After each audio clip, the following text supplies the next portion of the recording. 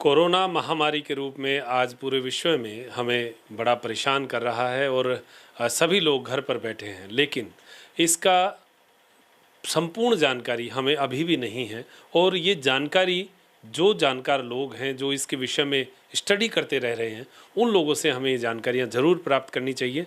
तो डॉक्टर केसी सोनी साहब हमारे लोहिया महाविद्यालय में प्राणी शास्त्र के व्याख्याता हैं और इस पूरे जो कोरोना वायरस है इसके ऊपर पूरी स्टडी जो है वो इन्होंने की है। सबसे पहले हम इनका स्वागत करते हैं कार्यक्रम में। आपको एक जानकारी देने हेतु आज जो है इनसे हम मुलाकात कर रहे हैं। सर, बहुत बहुत स्वागत है। धन्यवाद सर। सर, पहला जो मेरा सवाल यही रहेगा कि कोरोना वायरस नाम आते ही हम बड़े कंफ्यूज में आ जाते हैं कि क्या है ये कोई जीव है, कोई कीटाणु है, कोई जीवाणु है, या कोई परजीवी है, या कोई जीव नहीं है? क्या है ये चीज़? यहाँ से शुरुआत करें। वायरस एक सूक्ष्म जीव है और इसको सजीव और निर्जीव के बीच की कड़ी भी कहा जाता है। पृथ्वी पर जब इवोल्यूशन हुआ उस समय सबसे पहले सूक्ष्म जीव ही बने। सूक्ष्म जीव में वायरस भी आते हैं, बैक्टीरिया भी आते हैं, माइकोप्लाज्मा भी आते हैं, पीपीएलओ टाइप के एनिमल्स हैं वो भी आते हैं, कुछ कवक जो है फंजाई है वो भी इसी के अंतर्गत आती है। और इन सूक्ष्म जीवों का अध्ययन जो है वो माइक्रोबायोलॉजी के अंतर्गत किया जाता है। माइक्रोबायोलॉजी से नाम से स्पष्ट है कि इनका आकार बहुत छोटा होता है। इनको सामान्य आंखों से हम नहीं देख सकते। इसके लिए उच्च आवर्धन क्षमता वाले इलेक्ट्रॉन माइक्रोस्कोप्स या बहुत आवर्धन क्षमता वाले सूक्ष्मदर्शी की आवश्यकता होती है और उन्हीं के द्वारा इनको हम पहचान सकते हैं। ये न सजीव है न निर्जीव है, लेकिन शरीर के बाहर ये निष्क्रिय रूप में पड़े रहते हैं लाखों वर्षों तक, अरबों वर्षों तक। और ये वायरस जब भी किसी भी जीवित प्राणी के अंतर्गत, जीवित प्राणी में जीवित सजीव कोई भी हो, उसमें पौधा भी हो सकता है, प्राणी भी हो सकता है, उनके शरीर के अंतर्गत जब ये प्रवेश कर जाते हैं तब ये सक्रिय हो जाते हैं और अपने जैसी हुबहू प्रतिलिपि का निर्माण करते हैं। जी, तो ये वायरस का एक परिचय सर से हमने लिया। अब दूसरी बात ये है कि सर, इसकी पैदाइश जो है वो किस प्रकार हुई है? क्योंकि कोरोना तो शायद पुराने समय से भी ही हमारे शरीर में भी विद्यमान था और अटैक होता रहता था, लेकिन ये क्या नई बला है? कैसे ये आया और कैसे इसका प्रभाव रहा? कोरोना प्रकृति के जो वायरस हैं, पहले दो वायरस पूरी दुनिया में आ चुके हैं, जिसमें एक तो सार्स था, सीवियन रेस्पिरेटरी सिंड्रोम के नाम से, एक मर्स, मिडिल ईस्ट रेस्पिरेटरी सिंड्रोम। इन दोनों ही वायरस की उत्पत्ति चाइना से हुई है। और चाइना में इसका जो मुख्य जो होस्ट है वो चमगादड़ होता है। चमगादड़ से फिर ये इंटरमीडिएट होस्ट जो होते हैं, दूसरे स्तनधारी प्राणी हैं, उसके अंदर ये वायरस जाते हैं और इन इंटरमीडिएट होस्ट से ये फिर मनुष्यों के अंदर संक्रमित हुआ है। ये जो कोरोना वायरस है ये इसकी उत्पत्ति चमगादड़ से पेंगोलिन में आई है और पेंगोलिन से ये फिर मनुष्यों में स्थानांतरित हुआ है। चाइना में बहुत बड़ा एनिमल्स का मार्केट है।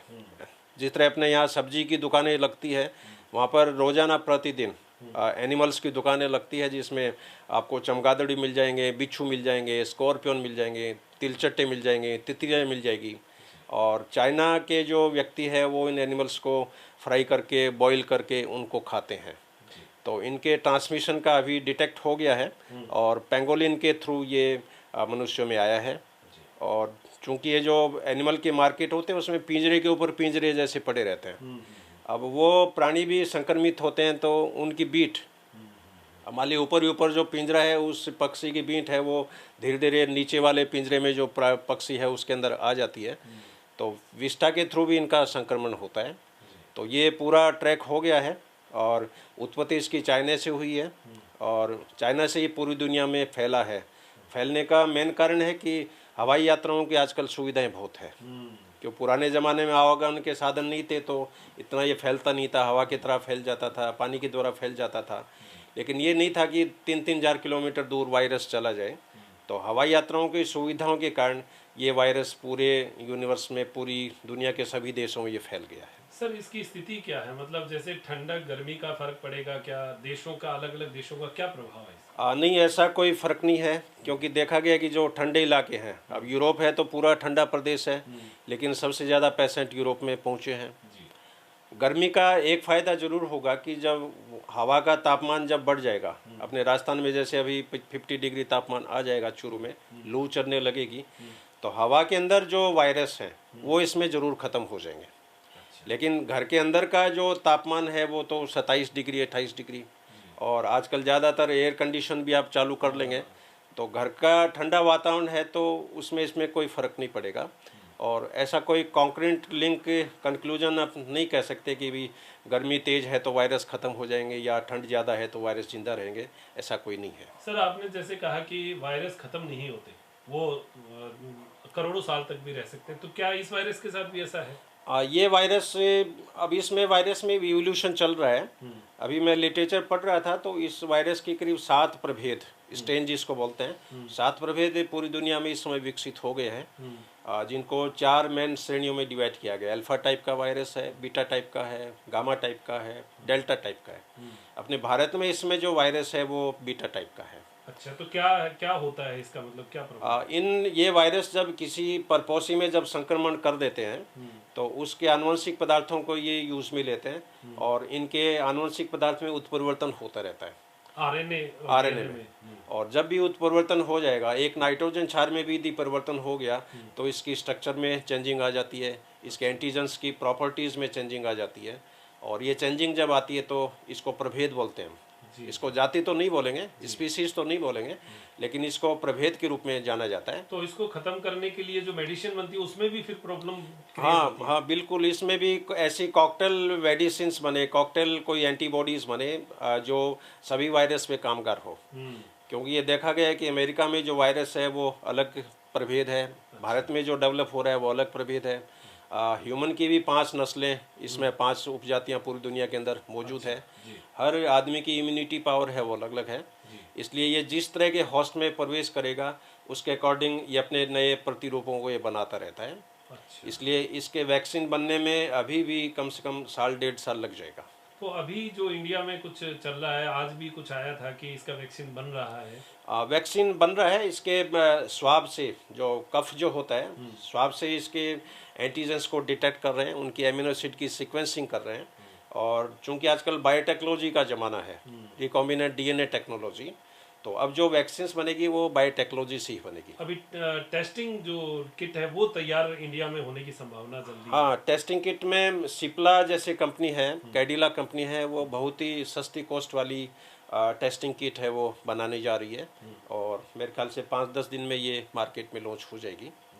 इन टेस्टिंग किट में भी एक तो रैप डीएनए टेस्ट होता है, और उसके अंदर इनके जो न्यूक्लिक एसिड जो मटेरियल है उसकी इसमें जांच होती है, प्रोटीन सीक्वेंसिंग के द्वारा इनकी जांच होती है।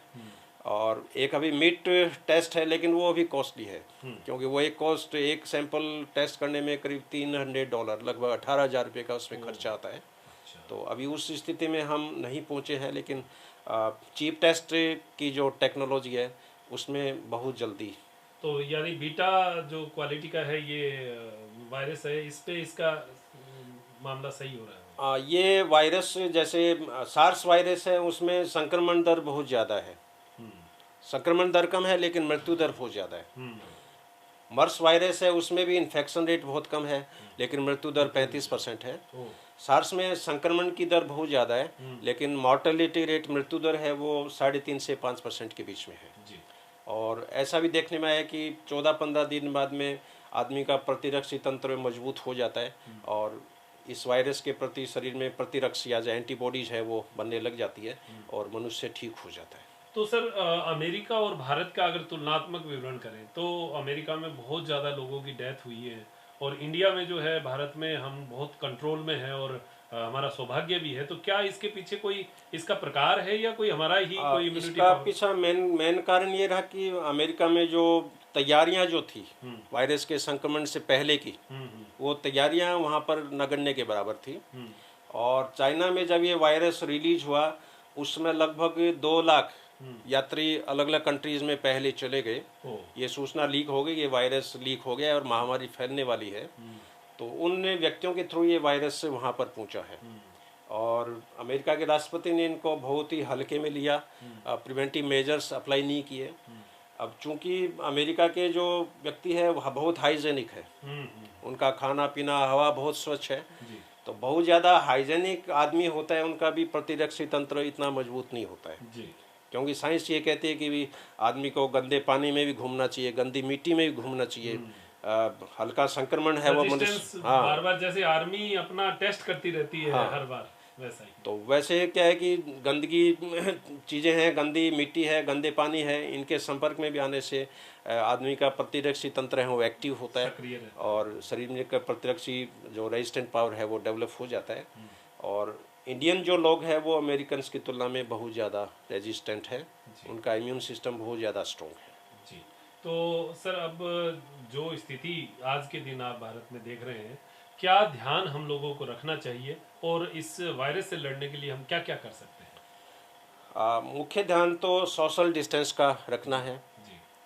क्योंकि एक व्यक्ति है, मान लीजिए 5 आदमियों के संपर्क में आया, वो 5 आदमी फिर अलग अलग 5 आदमी के संपर्क में आए, तो एक्सपोनेंशियल ग्रोथ जो होती है, चरघाता की वृद्धि जिसको बोल सकते हैं अपन, चक्रवृद्धि ब्याज की तरह इस वायरस का प्रसार होता है।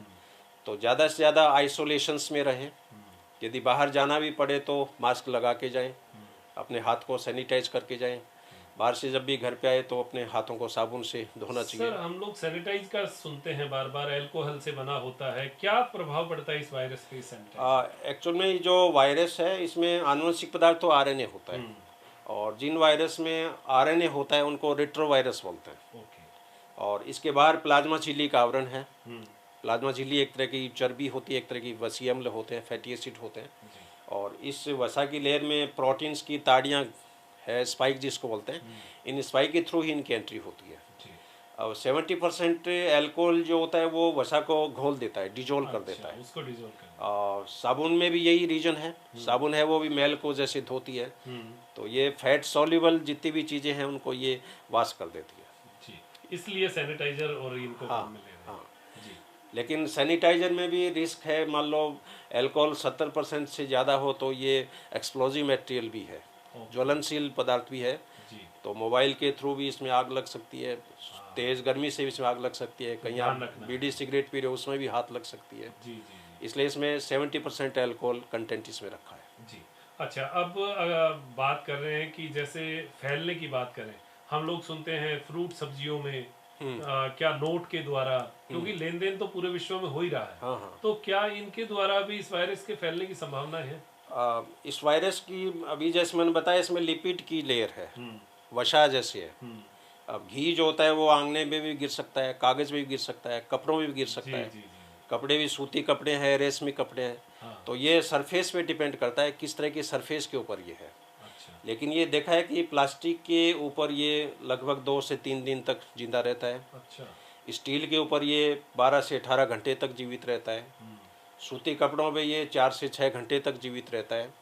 कागज़ के ऊपर ये 2 से 3 घंटे तक जीवित रहता है। और हवा के अंदर भी यदि कोई संक्रमित व्यक्ति छींकता है तो छींकने के साथ ही कम से कम 1 लाख वायरस हवा में रिलीज होते हैं। अब हवा का तापमान यदि ज़्यादा है तो हवा में इनकी जो सूक्ष्म ड्रॉपलेट है वो डिस्ट्रॉय हो जाती है।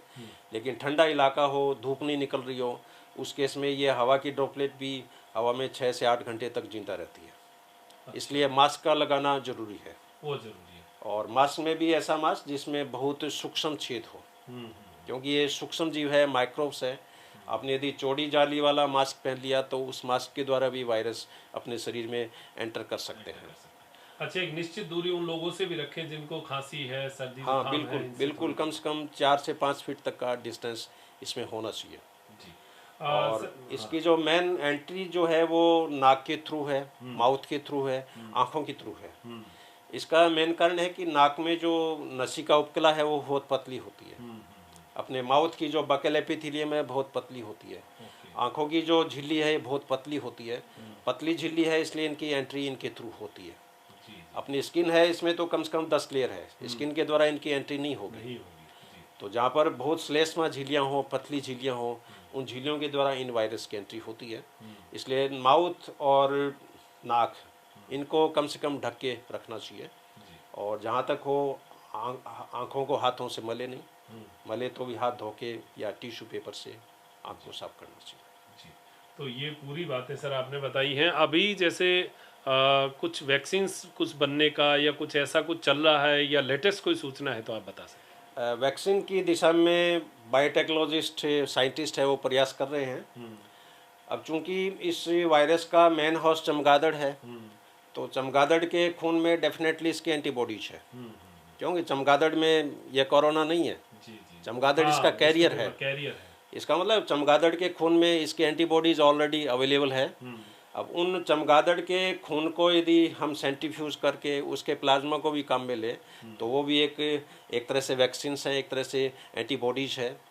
लेकिन समस्या ये आती है कि शरीर में जो प्रतिरक्षियाँ बनती है वो पॉलीक्लोनल टाइप की होती है, मोनोक्लोनल नहीं होती है। और बाई चांस उनका इंजेक्शन यदि ह्यूमन बॉडी में दे दिया तो उसके साइड इफ़ेक्ट भी हो सकते हैं, रिएक्शंस भी हो सकते हैं। इसलिए इसकी वैक्सीन है वो लेबोरेटरी में डेवलप की जाएगी।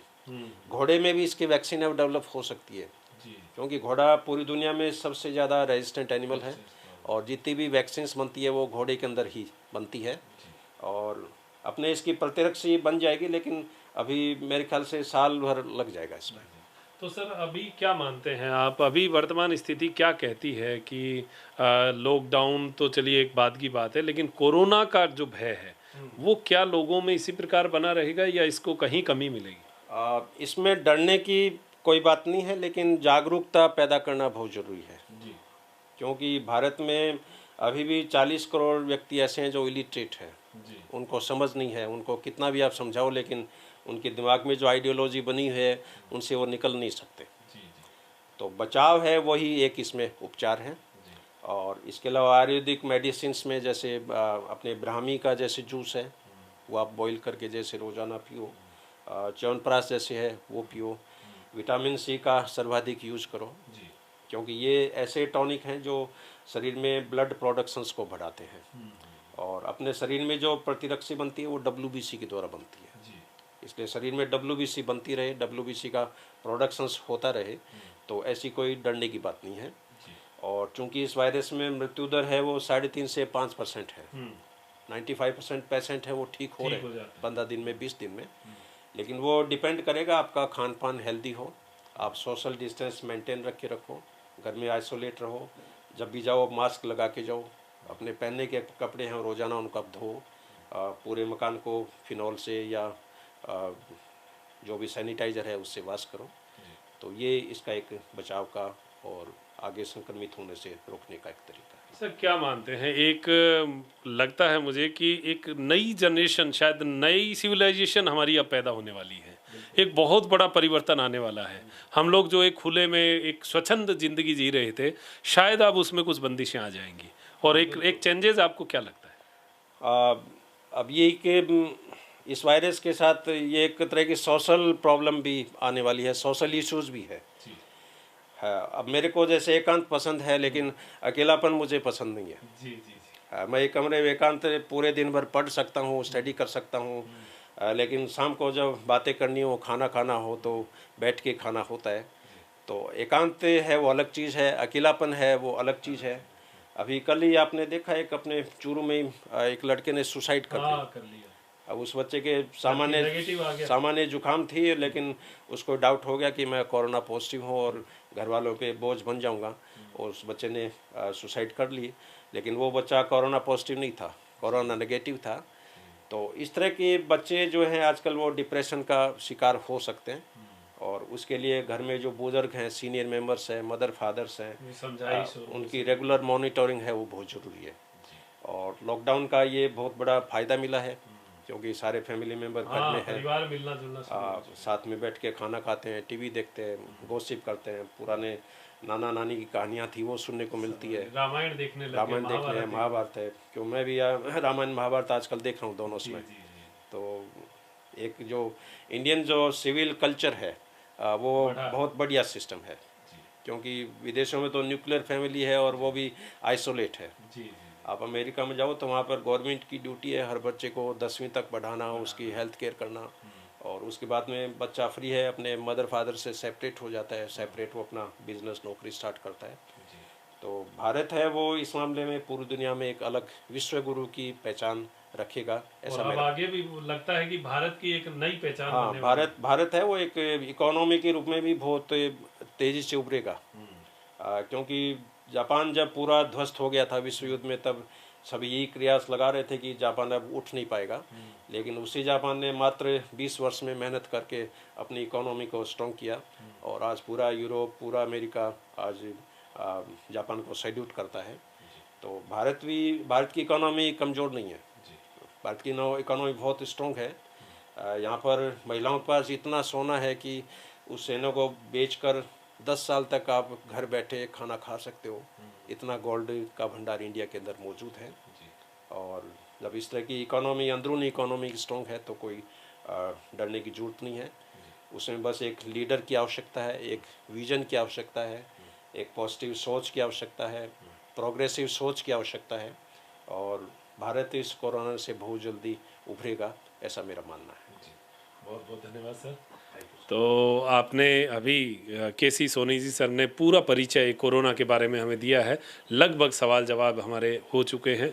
अब मूल बात यही है कि अब परिवर्तन का समय है, एक डाइवर्जन हमें इस समय से मिला ज़रूर है। अब हमें अपने शरीर के प्रति, स्वास्थ्य के प्रति जागरूक होना पड़ेगा। आप अपने शरीर को इम्यूनिटी पावर, योग से आप अपने शरीर को स्ट्रॉन्ग कर सकते हैं। एक आधे 1 घंटे की एक्सरसाइज आप अपने जीवन में डाल के रखिए, डालना ही पड़ेगा। अब आप ये नहीं कह सकते कि मुझे समय नहीं है, अब तो बहुत समय है और आगे भी अब जो बिज़नेस और व्यापार होंगे वो समय को देखते हुए ही होंगे। तो बहुत सारे परिवर्तन आने वाले हैं। आपको शायद जीवन में ये गर्व भी हो सकता है या एक दुखद बात भी हो सकती है, ये भविष्य के गर्त में क्या होगा, लेकिन आप ये ज़रूर कहेंगे कि हमारे जीवन काल में ऐसी एक घटना हुई जिसके बाद में ये परिवर्तन आए थे और उन परिवर्तनों को देखने वाले आप सब रहेंगे। ऐसी ही आशा अपेक्षा करते हुए मैं मेरे साथी नरेश जी शर्मा के साथ डॉक्टर मनोज योगाचार्य लेता हूँ इजाज़त। त्रिनेत्र टीवी के लिए नमस्कार।